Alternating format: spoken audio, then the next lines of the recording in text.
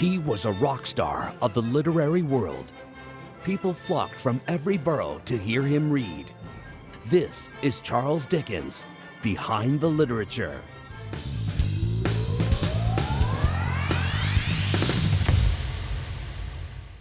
Born February 7, 1812, to affluent parents, Dickens struggled with a good upbringing. Well, he wanted to suffer. He wanted to fall on hard times, you might say, live in a bleak house.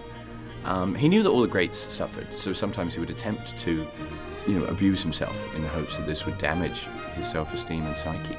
Well, it didn't happen right away for him. There were no audiobooks back then. There was no iTunes. You actually had to read, and people did not like it.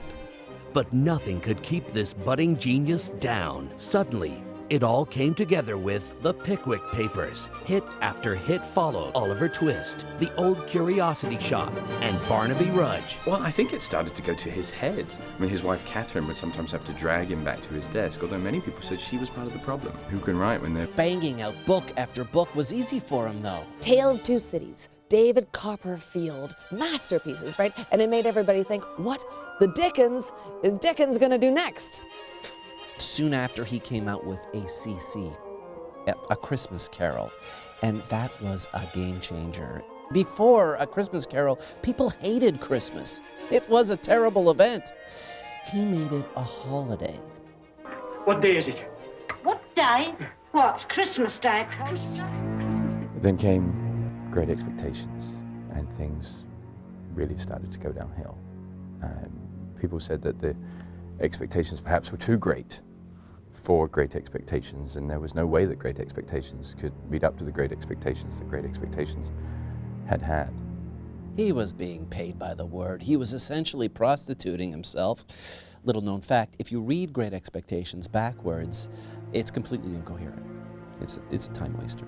Yeah, and then he came up with this crazy book, Edwin Drood, about a guy in an opium den. I mean, everybody just thought, he has lost touch. He didn't even finish it.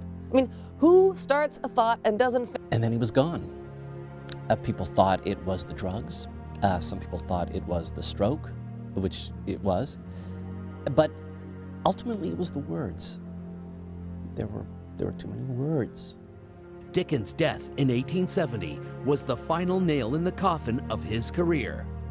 And his coffin, leaving modern fans to struggle with his legacy and to wonder, how would he be received today? Well, die-hard fans say he's still out there, yet to write another seminal novel. Do I think it's possible? No. He would be 200 years old. Could you imagine Dickens tweeting, fitting all those thoughts into 140 characters? No. But I'd follow him. I'd follow him anywhere. This has been Charles Dickens, Behind the Literature.